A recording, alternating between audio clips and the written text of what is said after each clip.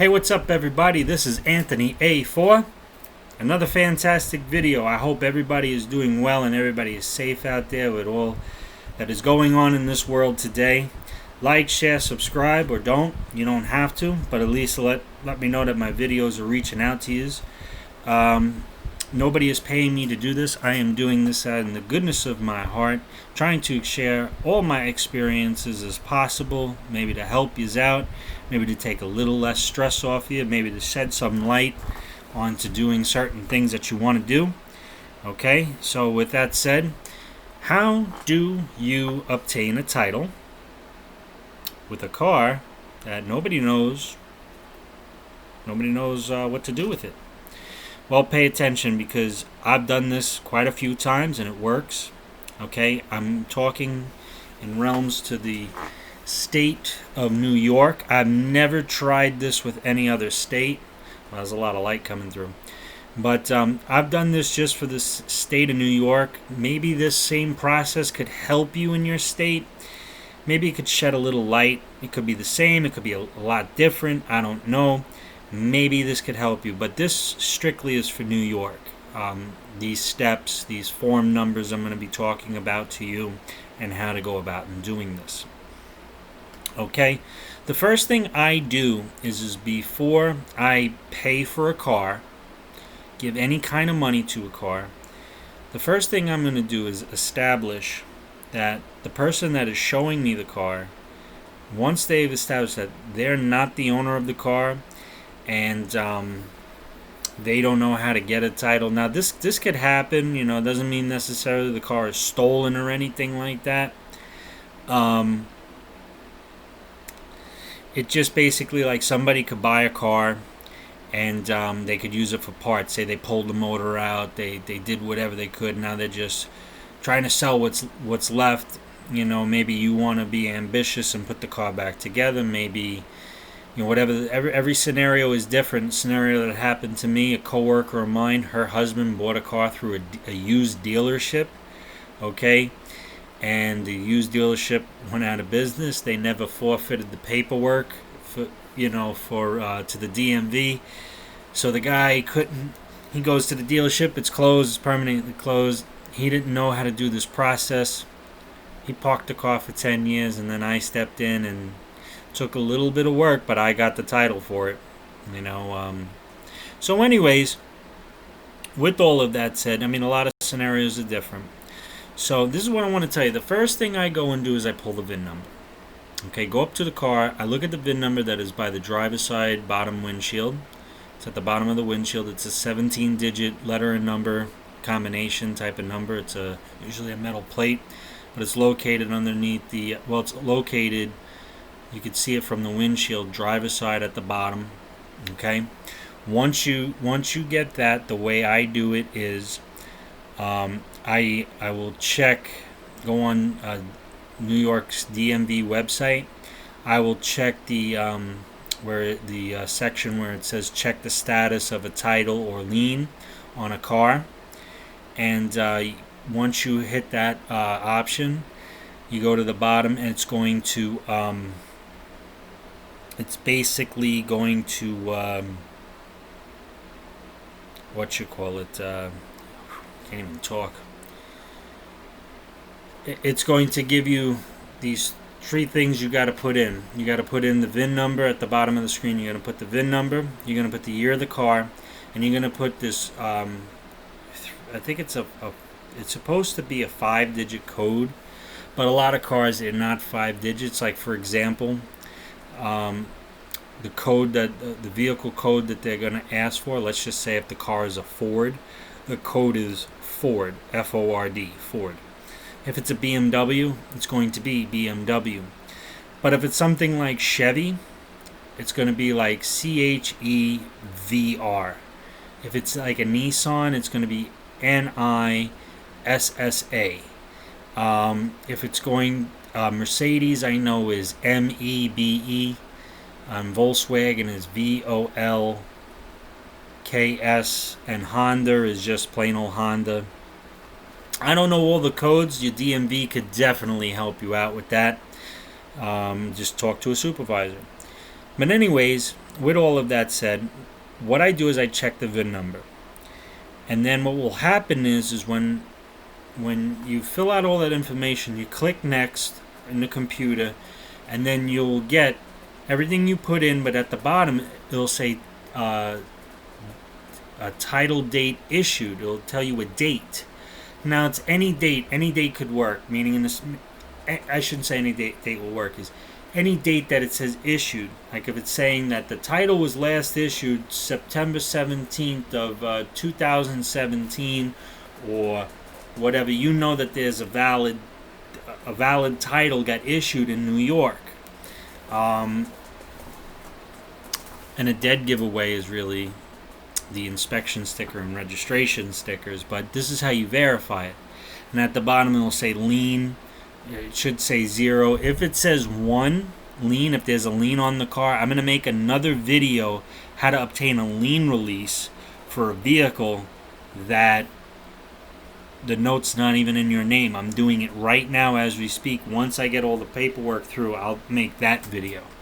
But anyways, once you get verified that there is a title that has been last issued, there'll be a date that has been issued, you're good. Now, this is very important. If you punch in all the right information and it's correct and it says date issued, if it's a bunch of zeros, walk away from the car unless you plan on getting parts for it, because legally you can't register it no more. The reason why is now that car has become a salvage vehicle.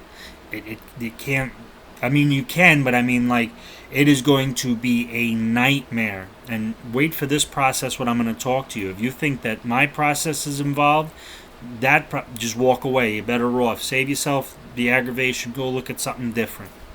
Okay? That's if the issue date has a bunch of zeros. It means that car was in an accident, it's been reported, and now it's going to have a salvage title. Trust me. Because there's a lot that you got to go through. But anyways, providing that you have a date and everything like that, then what you're going to want to do is either get it from the DMV or go online and get the form. You're going to need from the DMV a form that's called an MV15. M as in Mary, V as in Victor. An MV15 form, and basically that's to obtain certified motor vehicle records. And you're going to fill out that part. You're going to fill out, I think they give you an envelope. Yeah, they give you, if you go down to the DMV, they'll give you an envelope and stuff like that. But if you print it out on here, I usually go down to the DMV with stuff like this because the multiple trips that I make. But you fill out this form, okay, and it's an MV15, and then what you got to do is it'll ask you, give as much information you know about the car. That's in section 3. And pretty much what you got to do is with that is if you just know the VIN number, put the VIN number. I mean, you should know the make and the model and the year, but if you don't, I mean, you should at least know the make. But you got to have that VIN number. The VIN number is crucial. It's about $10 to do, and then you mail this letter off to, I forget where it goes. I think it goes to Albany. And then what happens is, in about 2 weeks, depending upon the DMV and the Postal Service, you're going to get something in the mail. And it's going to be who owned the title, who owned the car last. It's going to display the person's name, where they live, everything. Then what you got to do is this is the thing. Doing things legally and to the DMV book, to the rules. Trust me when I say this. Do it this way, do it my way. For your own self, your own safety, your own aggravation. You do it the right way, you'll get what you want in the end. That's the goal. Don't go and knock on the guy's door and be like, hey, this you? I got this. Don't do that. Your own safety, your own thing, and it's really not what the DMV wants you to do. What you're going to do is, once you get that letter, make a photocopy of it. You keep the original. Put the original over here. Take the photocopy, put it over there. Okay? Then what you're going to do is get a good camera. I know some of you are going to use your phone, and that's fine as long as you get a nice clear picture of this. You want to go to the same spot, bottom of the windshield on the driver's side, take a picture of the hardcore VIN number. Don't take a picture of the door jamb, don't take a picture of the registration sticker if it has it. A picture of that VIN number that's at the bottom of the windshield on the driver's side. Print it out twice. Okay? Take the first copy, put it with that original piece of paper that you have off to the side from the mail. Take the second one, put it from the photocopy of the one that came in the mail. Then you're going to have to write a letter. I would say type it and print it. When you're typing it, you put the date on the top right corner, and then you write the letter. Now, this is the thing, when you're putting the person's name, let's just say it's John F. Smith. Don't write Dear John or Dear Mr. Smith. You have to write exactly the way it is on that letter. Dear John F. Smith, I am writing this letter. And these are the words you have to use. Don't go into great detail. Say, yeah, my buddy down the street, he bought this, and, I was on Marketplace and Craigslist, and I obtained the vehicle. Don't say that. Short, sweet, to the point. Trust me what I'm saying to you. Trust me. I can't go into detail. Trust me, I just can't. This is the words you want to use. Dear John F. Smith, I'm writing this letter to you to try to obtain a duplicate title for a vehicle that you used to own. I am trying to obtain a duplicate title for the, whatever, we'll just use a car, 2015 Chrysler 300, VIN number, whatever it is. According to the DMV and their records, you are the last owner of the vehicle described. Attached to this letter is a copy of the DMV records. Please help me obtain a duplicate title to this vehicle since the original ones have been misplaced. Please contact me at your convenience at, put your phone number, or your email address. Sincerely, and write down your full name the way it is on your driver's license. Don't say Anthony, because that's my first name. If your name's Mary B. Gatsinguli, that's what you put. Don't say Mary or Miss Gatsinguli. Put Mary B. Gatsinguli, however it is on your driver's license. Once you get all that information, then what you're going to do, okay, you make a copy of that letter with the copy, with the original thing that came in the mail and the photocopy of the picture of the VIN. Now you got a copy of that letter. Now you take your original letter that you just wrote, you're going to attach the photocopy of the DMV records and a picture of the VIN. Put it together, go down to your post office, and you want to get yourself a certified letter with a return signature request, and you tell the post office only John F. Smith is supposed to, whoever the guy's name, only he is allowed to sign for this letter, and I want return service requested. It has to be certified, and only he could sign for it, not his wife, not his kids, not his dog, not his bird, not his neighbor, not his flowers. He has to sign it. Got it? Okay, got it. You're going to get a receipt. You're going to get the little card that they give you. Fill it all out. They stamp it. Whatever, you pay the fee. You take your receipts. You put it with that original, all those group of paperworks that we separated, because now what are you thinking? Because now you got a duplicate of what just went out, and now you have proof that you've paid all of this. Got it? Cool. Depending upon your post office service, what's going to happen is a lot of options are going to happen. Scenario number one. Let's just say that guy don't even live there no more. He moved out of state, moved out the country, whatever the case is. He's gone. He's not there no more. What's going to happen is now if that letter comes back to you,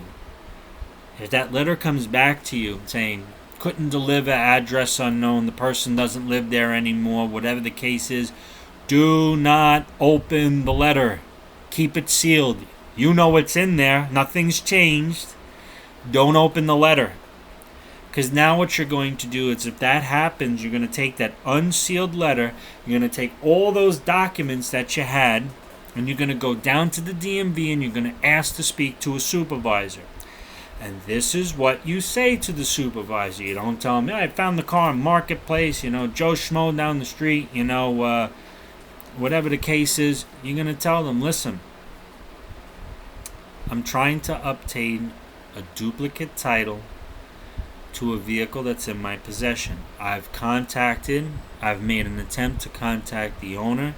I've went ahead and filled out the MV-15, got all of this. I sent the certified letter. I did all of this. The person don't live there no more. I'm trying to do the right thing. What do? What they're going to do is they're going to take the letter from you. It has to be unopened. Don't open it. They're going to ask you, do you have a picture of the VIN number? There you go. It's in, here you go. Here's the picture of the VIN. They're going to make you fill out a bill of sale, DTF 802. You fill it all out. You have to pay sales tax on a car. So you have to put a price on the car. I'm not going to say any more. Put a price on the car. Just remember, you got to pay the sales tax on it. Okay? Then what happens is they take that form, they take your unopened letter, they take the picture of the VIN number, that goes back up to Albany. They're going to give you this little card. Okay? And then you wait. And the best way to check the status of the whole process, because it's going to take about 2, 3, maybe 4 weeks, maybe even longer than that, maybe even shorter than that. But expect about 3 weeks. But in the same process, you could check the status on what I was talking about earlier. The title status and the lien status, like on their website.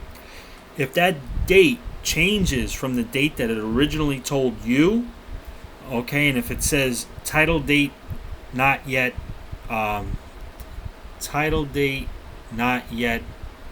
issued or something like that, that means your paperwork went through and they're working on it, getting a title date issued to you. If that appears, if you needed to register that car, that little piece of paper, little cardboard, it's a little square thing, it looks like an oversized index card. You could take that and you just go down to the DMV, you have your insurance and stuff like that, and say, listen, I need to register this car, the title's mine, here's this. They'll go, oh, okay, yeah, and then you'll be able to register it if you need to. I've done it. Don't let anybody else or nobody call me a liar. I've done it. Okay? Or just wait on the title, But if you're in a rush to register the car, you could check that status thing religiously, and if it says title date not yet issued, that means everything's being in the process done for you. So you can go and register it. You can. Absolutely. Scenario number 2. The guy gets it, he signs for it, but doesn't answer. You wait 5 days, go to the DMV, explain it. They may tell you to send the second letter. But the past couple times, after 5 days, I tried to make an attempt. What happened was they just went ahead with the same process as scenario number 1. Okay? Scenario number 3, the guy gets the letter and he answers you. He calls you. And he works something out with you where you could get that title, and that process will be a whole lot faster. If he's willing to work with you and you need that title right away, you could do something what's called expedite. You pay $30 more than what you would. It's more money, but if you did it 2 weeks, it's like $20, whatever the case is. Anyways, that's pretty much everything that I tried to cover as much bases if I have. I hope this could help you out. If it does, please comment. Let me know. Like I said, this is only for New York. It might work in other states, but I'm letting you know how I do my process here in New York. Okay? Anyways, I hope I can help you out. You know, like, share, subscribe. Be safe out there. If you really aren't sure of doing it that way, do a Carfax. I mean, pay the $40. My way is just the free way.